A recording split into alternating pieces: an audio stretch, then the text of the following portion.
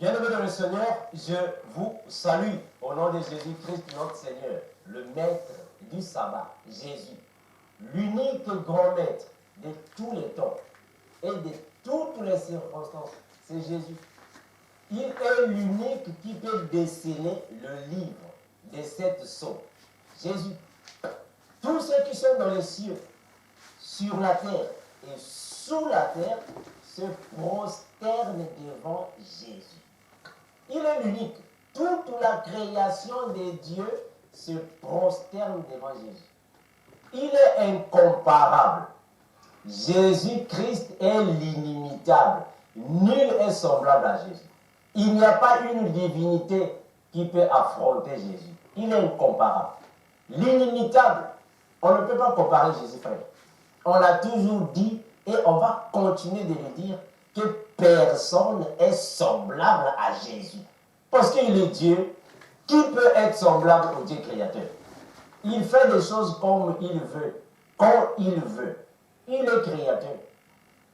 C'est Jésus-Christ qui est le véritable mur des lamentations. C'est Jésus. Ça ne sert pas d'aller en pèlerinage, mes bien-aimés. Plusieurs personnes vont en Israël, pèlerinage sur le mur des lamentations. Vous partez là-bas confesser vos péchés. Donc vous confessez vos péchés à un mur, aux briques qui ne parlent pas. Donc vous demandez pardon à un mur qui ne parle même pas, un mur qui n'a pas des yeux, un mur qui n'a pas de bouche pour parler, un mur qui n'a même pas de sentiments. Donc vous parlez avec le mur et croyez que c'est le mur qui peut donner les solutions à vos problèmes. Frère, 0 sur 100. Le mur des lamentations, 0 sur 100, ne peut pas donner solution. Voilà pourquoi plusieurs personnes qui vont en Israël, devant le mur, vous touchez le mur, mais quand vous retournez, vous êtes toujours des païens. Vous ne changez pas. Or, quand tu touches Jésus-Christ, tu vas changer. Le corps change, l'esprit change et l'âme change avec Christ. Gloire à Jésus. Donc, Jésus-Christ est le véritable mur de lamentation. C'est Jésus. C'est lui que nous devons voir. C'est lui que nous devons toucher. C'est à Jésus que nous devons demander pardon. On doit confesser nos péchés à Jésus. On doit demander pardon à Jésus. Frère, il n'y a que Jésus qui est capable de te purifier. Le mur de lamentation ne peut rien faire dans ta vie. C'est un passe-temps, une perte de temps. Le véritable mur de lamentation, c'est Jésus. Parce qu'il y avait Jésus, frère, quel que soit le degré de tes péchés, il n'y a que Jésus qui peut purifier tes péchés par le sang. Le sang précieux de Jésus qui purifie le péché. Le mur de lamentation, frère, c'est un passe-temps. Vous passez votre temps pour rien. C'est une perte de temps. Oh non, je suis parti en Israël. Frère, Israël n'a pas Dieu là-bas. La grâce n'est pas en Israël. Israël n'a pas la grâce. Ce sont les nations qui ont la grâce. Ce n'est pas Israël. Le manque de la parole. Parce que vous n'avez pas la parole de Dieu. Voilà pourquoi aujourd'hui on voit plusieurs soi-disant hommes de Dieu. Chaque fois, Israël. Israël. Et quand vous venez, l'huile d'onction, vous venez même avec les amis sacerdotaux d'Israël. Parce que vous n'avez pas compris la parole de Dieu. Israël n'a pas la grâce, frère. C'est nous qui avons la grâce. Et Jésus-Christ, c'est lui qui est le véritable mur de lamentation. C'est Jésus. Père, nous te remercions infiniment, Seigneur Jésus, parce que tu es incomparable. Nul est semblable à toi, Jésus. Personne sur la terre peut être égal à toi, parce que tu es le maître de tous les temps et de toutes les circonstances. J'ai la ferme, Seigneur Jésus-Christ, assurance qu'il n'y a que toi qui peux purifier le péché de l'humanité. Bénis, garde, protège tes enfants, Père éternel, partout où ils sont. Ton magnifique nom, nous allons se prier et nous disons Amen. Jésus-Christ est le véritable de lamentation. C'est Jésus, le Dieu sauveur. C'est Jésus-Christ, frère. Ça ne sert pas d'aller en Israël. Frère, aujourd'hui, si vous fréquentez une église, si vous connaissez un soi-disant homme de Dieu, si vous connaissez quelqu'un qui chaque fois va en Israël, faites attention. Faites attention. Chaque fois, je suis parti en Israël. Je suis parti, frère, Dieu n'est pas en Israël. Dieu n'habite pas là-bas. Dieu n'habite pas là-bas. Voici, je me tiens devant la porte et je frappe. Nous sommes le corps, le temple de Dieu. Dieu n'habite pas en Israël. Frère, quand vous voyez quelqu'un qui chaque fois Israël, voilà pourquoi aujourd'hui, ils vont en Israël, ils reviennent avec l'huile d'onction. Israël, quand ils reviennent avec les habits sacerdotaux. Israël, quand ils... Mais ce sont des sciences occultes, la cabale juive, c'est satanique. Frère, les soi-disant hommes de Dieu qui chaque fois vont en Israël, ils vont là-bas pratiquer la cabale juive. On n'a pas dit tout le monde, mais la majorité. Chaque fois, Israël. Vous partez même dans le tombeau de Jésus. Je suis parti, frère, dans le tombeau de Jésus, il n'y a rien là-bas. Rien. Vous pouvez casser ça. Il n'y a rien. Il n'y a rien là-bas. Jésus est dans notre cœur. Dans le cœur. Jésus est en nous parce que nous avons le pouvoir de Jésus. Ce n'est pas le tombeau de Jésus. Ça n'a rien à voir. Frère, le véritable mur de lamentation, c'est Jésus. Jésus est le mur de lamentation. Ça ne sert pas d'aller là-bas en Israël en pèlerinage. Voilà pourquoi il déclare dans la parole. Jésus le confirme dans la parole. Venez à moi, vous tous qui êtes chargés, vous tous qui êtes fatigués, je vous donnerai du repos. Mais parce que c'est lui qui est le mur de lamentation, on doit aller à Jésus. C'est lui qui est le mur de lamentation. Jésus. Voilà pourquoi il dit, venez à moi. Vous avez des problèmes, venez à Jésus. Vous avez des problèmes dans la vie. Vous avez des confessions à faire. Des consécrations à faire.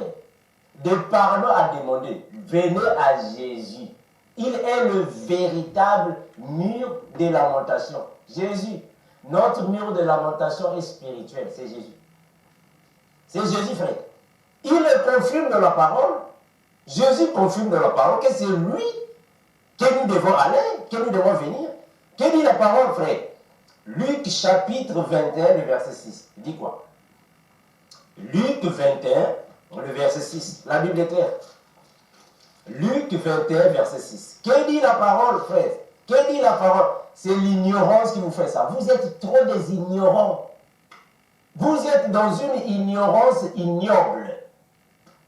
Une ignorance terrible. Frère, Luc chapitre 21, le verset 6, dit quoi? Jésus, le véritable mur de lamentation, c'est Jésus. Le mur de lamentation, pour nous les chrétiens, c'est Jésus. Luc 21, le verset 6, qui dit la parole? La Bible dit ainsi, les jours viendront où de ce que vous voyez, il ne restera pas pierre sur pierre qui ne soit renversée.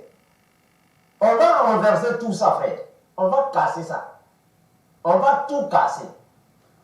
Même les présidents du monde vont là-bas.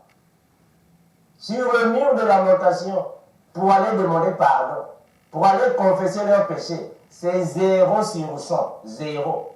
Il n'y a aucun péché qui sera pardonné par le mur. Le mur ne peut jamais pardonner tes péchés. 0. Même la femme qui est assise sur la bête écarlate, vêtue de pourpre, elle aussi va là-bas. Elle va aussi là-bas. Mur de lamentation. Mais frère, ne voyez-vous pas que vous êtes dirigé par des gens qui ne connaissent même pas la parole? Hein, frère? Quelqu'un qui ne connaît même pas la parole de Dieu est celui qui va diriger toute une église. Il va au mur de lamentation. Mais est-ce qu'un mur peut pardonner tes péchés? Est-ce que le mur peut pardonner les péchés de quelqu'un? Est-ce qu'un mur peut te pardonner? Est-ce que le mur a des oreilles? Même vous-même, vous ne voyez pas ça. Les murs ont des oreilles pour écouter, tu parles, ils écoutent. Et c'est le mur qui va parler. Ignorance. Vous êtes dans une ignorance extrême. Une ignorance terrible. Soi-disant un chef spirituel. Soi-disant. Un chef religieux qui va en Israël. Mur de lamentation. Alors que Jésus est là. Que dit la parole? Que dit la parole? Matthieu 9, 20. Matthieu 9, 20, 22. C'est triste. Matthieu chapitre 9, le verset 20 à 22. La Bible déclare ainsi. Et voici une femme atteinte d'une perte de sang depuis 12 ans s'approcha par derrière. Voilà, une femme qui avait une perte de sang depuis 12 ans. Mais qu'est-ce que la femme a fait? La femme est partie chercher le véritable mur de lamentation. Mais c'est Jésus. Gloire à Jésus. Le véritable mur de lamentation, c'est Jésus. Elle est partie chercher Jésus. Elle suivait Jésus par le derrière. Par le derrière. Et voici une femme atteinte d'une perte de sang depuis 12 ans s'approcha par derrière et toucha le bord des vêtements de Jésus. Car elle disait en elle-même, si je puis seulement toucher son vêtement, je serai guéri. Gloire à Jésus. Je serai guéri. Donc Jésus est le véritable mur de lamentation. La femme a dit non, moi, avant que je sois guéri, pour ma guérison, je dois aller toucher le véritable mur de lamentation. C'est Jésus. Donc la femme a touché l'incomparable grand maître. Gloire à Jésus. L'inimitable Seigneur Jésus, l'incomparable. Voilà. Le plus fort de tous les temps, Jésus. La femme a touché le pont, le vêtement de Jésus. Subitement, elle a été guérie. Ah mais oui, parce que Jésus est le véritable mur de lamentation. C'est Jésus. C'est Jésus, frère. La Bible confirme, venez à moi. Vous tous qui êtes fatigués et chargés, je vous donnerai du repos. Mais parce que c'est lui, ça ne sert pas d'aller en Israël. Le mur de lamentation d'Israël, frère, ne va rien te donner. D'ailleurs, vous partez là-bas impudique, vous retournez à la maison impudique. Donc vous ne changez pas. Et bien, des soi-disant pasteurs qui vont en Israël adultères, vous retournez adultères. Or, le faux prophète va là-bas en Israël, faux prophète, il retourne faux prophète. Vous ne changez pas. Or, le véritable mur de lamentation, c'est Jésus. Frère, quand tu touches Jésus-Christ, tu changes. Si tu touches Jésus, tu changes. Si tu vois Jésus, tu changes. Gloire à Jésus. Celui qui vient à Jésus, il change. Tu changes, frère. Mais vous partez là-bas en Israël, mur de lamentation. Tu étais sorcier, tu vas là-bas, tu rentres sorcier. Tu ne changes jamais. Tu es impudique, tu vas là-bas, tu rentres impudique. Adultère, tu vas là-bas, tu rentres. Donc, même Gédéon de la Tchétchouva. Donc, même si Gédéon de la Tchétchouva va là-bas, sur le mur de lamentation, il va toujours rentrer impudique. Il ne va pas changer. Hein, frère? Il ne va pas changer, frère. Même Camille Makoso, il peut rentrer là-bas, il va toujours rentrer impudique. Il va toujours rentrer tordu dans la scène doctrine. Ça ne change pas, frère. Ça ne change pas. La Bible est claire. La Bible est claire. 1 Pierre chapitre 5. 1 Pierre chapitre 5, frère. Jésus est le véritable mur de lamentation. C'est Jésus. On ne peut pas comparer Jésus à qui. Frère, mais tu vas comparer Jésus à qui? Hein, mon bien-aimé? Tu vas commencer comment de comparer Jésus? Oh non, nous avons un Dieu, le Dieu des Noirs. Si, oh non, Simon Kimbangu, c'est le Dieu des Noirs. Frère, tu vas comparer Jésus à qui? Jésus est venu dans ce monde ici. Aucun homme a couché avec aucune femme. Il est venu spirituellement. Mais votre Dieu, Simon Gimbam, il est né par les rapports sexuels. On ne va pas le comparer à Jésus. Oh non, Branham. Vous allez comparer Branham à Jésus. Branham a eu combien de femmes? Branham a eu combien de femmes? Jésus n'a pas commis les rapports sexuels. Jésus, pas les rapports sexuels. Mais votre Branham, il a eu combien de femmes? Répondez à ma place. Branham a eu combien de femmes? Ah, donc il était vaincu par les rapports sexuels. Oh non, le Dieu des Noirs. Votre Dieu des Noirs a eu une femme. Ou soit combien? Il a eu des enfants, oui ou non? Ah, donc il commettait les rapports sexuels. Mais donc comment est-ce qu'un Dieu va commettre les rapports sexuels? Comment est-ce que Dieu va commettre les rapports sexuels? Frère, Jésus est incomparable. Il ne faut pas comparer Jésus à qui que ce soit.